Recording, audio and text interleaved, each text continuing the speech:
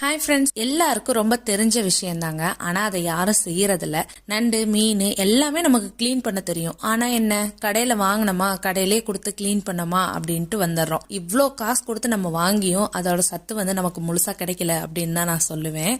கண்டிப்பா இந்த வீடியோ பார்த்ததுக்கு அப்புறம் அந்த மாதிரி செய்யாதீங்க. நீங்க எப்போதுமே நண்டு வாங்கும்போது பெண் நண்டு ஆண் நண்டு ரெண்டும் கலந்து தான் வாங்குவீங்க. ஏன்னா அப்பதான் குழம்பு நல்லா டேஸ்டா இருக்கும் அப்படின்னு சொல்லுவீங்க.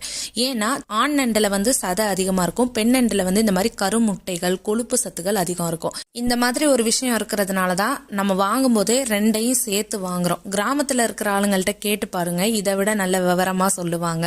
அந்த நண்டுல எல்லோ கலர்ல இருக்கு பாருங்க, எல்லோ ஆரஞ்சுல, அதுதான் கொழுப்பு அப்படின்னு சொல்லுவோம். இது குழந்தைங்களுக்கு, பிரெக்னெண்டா இருக்கிறவங்களுக்கு, அதுக்கப்புறம் இதை குழம்புல போட்டாலும் டேஸ்ட் சூப்பரா வருங்க. ஒரு நாளைக்கு வீட்டுல எவ்வளவோ வேலைகள் பாக்குறோம், அதுல இந்த நண்டு கிளீன் பண்ற வேலையெல்லாம் சாதாரண வேலை. கண்டிப்பா இந்த வீடியோ பார்த்ததுக்கு அப்புறம் நீங்களும் வீட்டுல கிளீன் பண்ணி சமைச்சு சாப்பிடுங்க. டாடா பை பை.